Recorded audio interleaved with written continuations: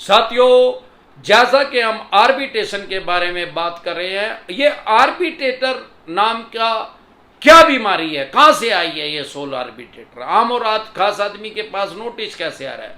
जब आप किसी भी तरह का लोन लेते हैं, किसी भी तरह का अनसिक्योर लोन या सिक्योर लोन, तो आप या ऑफलाइन लेते हैं या ऑनलाइन लेते हैं, तो आपको एक एग्रीमेंट पे साइन करने पड़ते हैं। अगर ऑफलाइन लेते हैं तो आप एक एग्रीमेंट पे साइन करते हैं, ऑनलाइन लेते हैं तो भी एग्रीमेंट की आप उसको यस करते हैं, एग्री करते हैं कि भाई मैं इसको आर्बिट्रेशन के क्लोज को मानूंगा। क्योंकि जो आप एक एग्रीमेंट कर रहे हैं उसमें 50 तरह की नियम शर्तें लिखी रहती हैं जो सारी बैंक और एनबीएफसी कंपनी की आपकी है।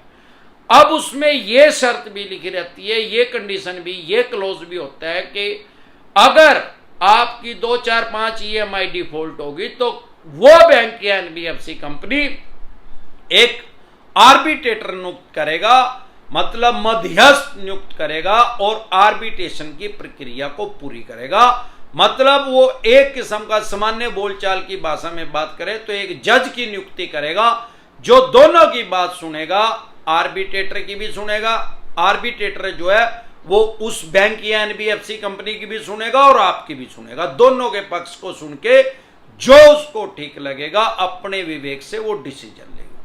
अब सवाल ये है कि भाई उसके अंदर क्लोज है, अरे क्लोज तो उसके अंदर 50 तरह के हैं यार। उसके अंदर एक क्लोज ये भी लिख दो कि भाई अगर अमरदीप कादियान ने कोई लोन लिया और 12 सितंबर तक अगर नहीं दिया तो 12 सितंबर को उसकी टांग काट दी जाएगी। अब जिस आदमी को लोन की जरूरत है तो स्वाभाविक बात है कि लोग उसको पढ़ते नहीं उस एग्रीमेंट को, और पढ़ ले तो वो लेंगे भी नहीं।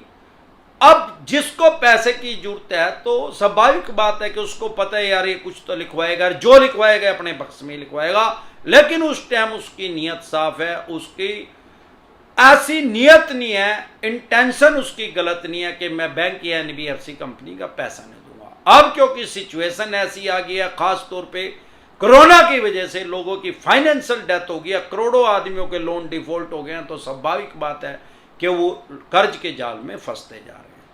अब हमारे देश में क्या है, वर्ल्ड की सबसे बड़ी डेमोक्रेसी है, दुनिया का सबसे बड़ा लोकतंत्र है। अगर इन्होंने ये क्लोज इसमें लिख भी लिया कि भाई इसकी टांग काट देंगे, तो क्या वो टांग काट देंगे क्या उस तारीख को अगर मैंने पैसे नहीं दिए?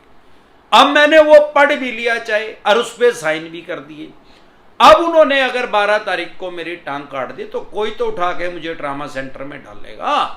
अब वहां पे जब ट्रामा सेंटर में चले जाएंगे तो पुलिस इंटीमेट करेगी स्थानीय थाने, पुलिस स्टेशन, चौकी को, जहां पे भी उन्होंने मेरी टांग काटी होगी। इसको पुलिस की भाषा में रुक्का कहते हैं। अब जब वो रुक्का चला जाएगा तो पुलिस आएगी। अब मैं वो पुलिस वाले जब मेरे बयान लेंगे, मैं उनको कहूंगा भाई इस आदमी ने टांग काट दी, इस बैंक ने मेरी कटवा दी, तो क्या वो लीगल है? अब वो बैंक वाला आके वो लव लेटर दिखा दे, वो जो क्लोज है उसके अंदर लिखा हुआ है दिखा दे एग्रीमेंट का, भाई ये देखो अमरदीप कादियान ने साइन कर रखे हैं और हमने तो इसमें क्लोज डाल रखा था, इसलिए हमने इसकी टांग काट दी, तो क्या अब उसके ऊपर कोई कानूनी कार्रवाई नहीं होगी?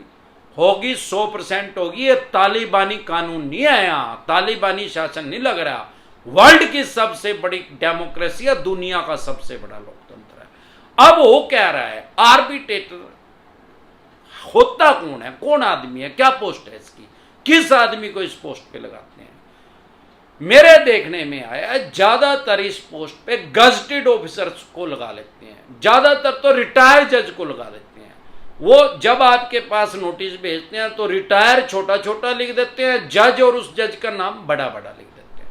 अरे यार, जब कोई आदमी रिटायर ही हो गया तो उसकी कलम की पावर खत्म होगी, वो जज थोड़ी रह गया। और रिटायर जज लिखने से क्या हो जाएगा भाई? आपको साइकोलॉजिकल प्रेशर मिलने के लिए या किसी गजटेड ऑफिसर को इस पोस्ट पे लगा लेते हैं या किसी सीनियर एडवोकेट को इस पोस्ट पे लगाते हैं। अब आपके पास नोटिस भेज दिया, जानबूझ के 1000 किलोमीटर आपके घर से या 2000 या 5000 किलोमीटर दूर आर्बिट्रेशन की प्रक्रिया को स्टार्ट करते हैं ताकि आप उसमें फाइट ही ना कर पाओ। आप दिल्ली रहते हैं तो मुंबई कर देंगे, मुंबई रहते हैं तो कलकत्ता कर देंगे, कलकत्ता रहते हैं तो अहमदाबाद गुजरात में कर देंगे, गुजरात रहते हैं जम्मू कश्मीर में कर देंगे। साइकोलॉजिकल प्रेशर में लेने के लिए, ताकि आप इतनी दूर जा ना पाओ। अगर जाओ तो आपका खर्चा इतना ज्यादा हो जाए, टाइम आपका इतना ज्यादा वेस्ट हो जाए कि आप परेशान और हरास होकर इनके पैसे दे दो, जो कि ये चाहते हैं। नहीं तो ये क्या करते हैं, आर्बिट्रेशन की प्रक्रिया को खुद से ही स्टार्ट कर देते हैं और उसको 5-4 तारीखें लगा के उसको खत्म कर देते हैं। अब वो जो इन्होंने जो भी आदमी अपॉइंट किया है, चाहे वो रिटायर्ड जज है, चाहे वो रिटायर्ड गजेटेड ऑफिसर है, या वो एडवोकेट है, अब वो खुद से ही जज की भूमिका निभाता है। ज्यादातर तो वकील तो अपने चैम्बर में बैठ के ये प्रक्रिया को करते हैं। अब होता क्या है भाई, नियम क्या है? नियम तो ये है कि भाई आपको भी जाना पड़ेगा, और वो बैंक और एनबीएफसी कंपनी का भी कोई रिप्रेजेंटेटिव आएगा वहां, जो उसका रिप्रेजेंट कर रहा होगा उस बैंक या एनबीएफसी कंपनी, वो अपना पक्ष रखेगा, आप अपना पक्ष रखोगे। वो तो यही कहेगा कि भाई ये आदमी जानबूझ के पैसा नहीं दे रहा, आप अपनी जेन्युइन प्रॉब्लम बताओगे, भाई साहब मैं इसलिए पैसे नहीं दे पा रहा।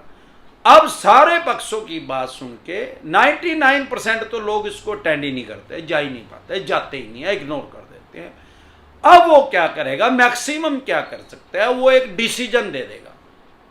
उस डिसीजन को कानून की भाषा में अवार्ड बोलते हैं। उसने अवार्ड पारित कर दिया कि भाई इस आदमी के इस बैंक या एनबीएफसी कंपनी के पैसे दे। अब अगर आप गवर्नमेंट जॉब करते हैं तो आपके एम्प्लॉयर को आदेश दे सकता है कि भाई इस आदमी की 50% सैलरी काट ले, या प्राइवेट जॉब करते हैं किसी मल्टीनेशनल कंपनी है तो भी वो उसको ऑर्डर दे सकता है। इतने उसके पास राइट्स हैं। लेकिन अगर आप बिजनेस करते हैं, व्यापार करते हैं, फिर वो किसको ऑर्डर देगा? आपका कोई शोरूम है, मैं वहां से कपड़े लेने जा रहा हूं, तो उसको क्या पता भाई अमरदीप कादियानी यहां से कपड़े खरीद रहा है, या जहां से आप खरीद के लेके आ रहे हो उसको कैसे आदेश देगा?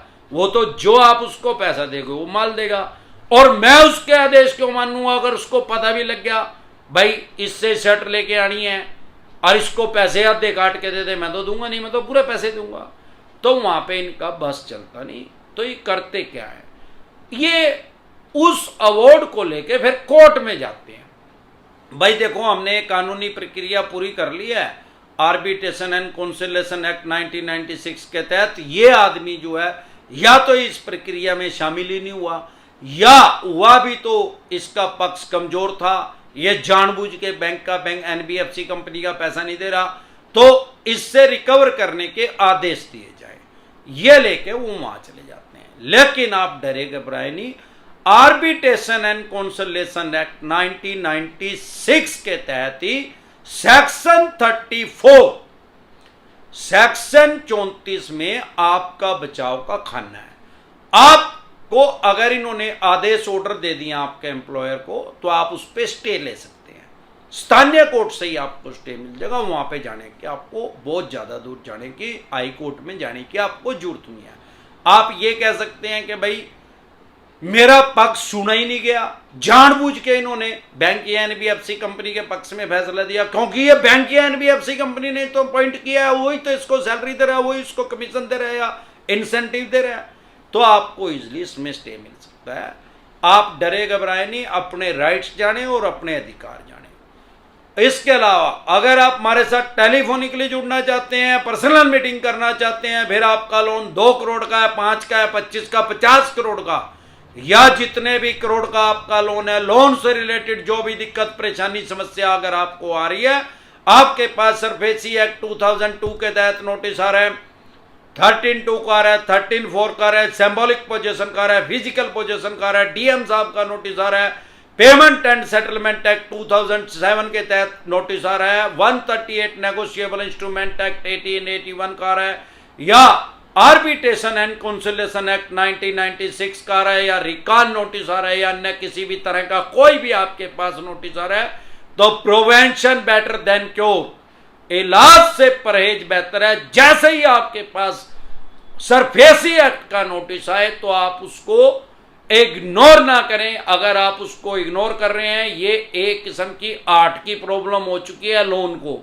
जैसे जैसे ये बढ़ती जाएगी तो ये विकराल रूप धारण कर देगी। जैसे जैसे ये आगे आगे नोटिस भेजते जाएंगे, इनके पास राइट्स आ जाएंगे, अधिकार आ जाएंगे आपके मकान को, दुकान को, फैक्ट्री को, कारखाने को, उसकी ऑक्शन करने के, उसको सेल करने के, उसको नीलाम करने के।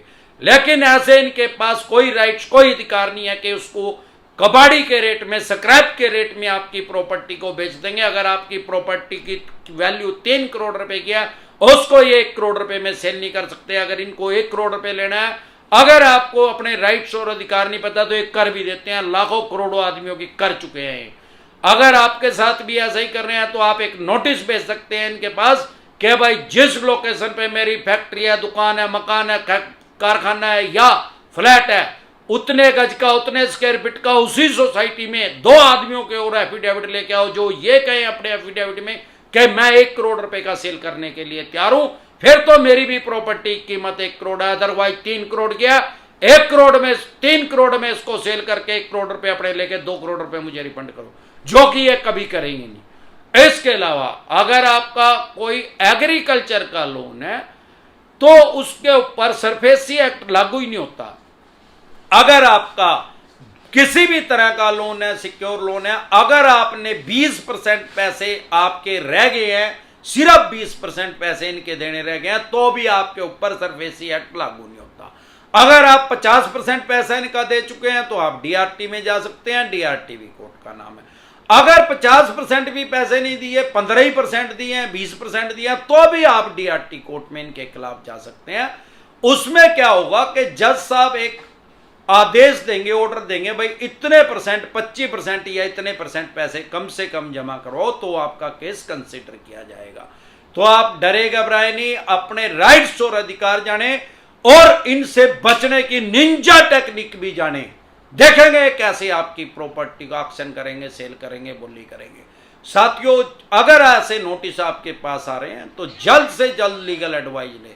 अगर आप हमारे साथ टेलीफोनिकली जुड़ना चाहते हैं, पर्सनल मीटिंग करना चाहते हैं, आपकी स्क्रीन पे कमेंट बॉक्स के अंदर एक नंबर आया हुआ है 9306347314। इस नंबर को सेव करके व्हाट्सएप मैसेज करें, तुरंत प्रभाव से रिप्लाई आएगा कि कैसे आप हमारे साथ टेलीफोनिकली जुड़ सकते हैं या पर्सनल मीटिंग कर सकते हैं।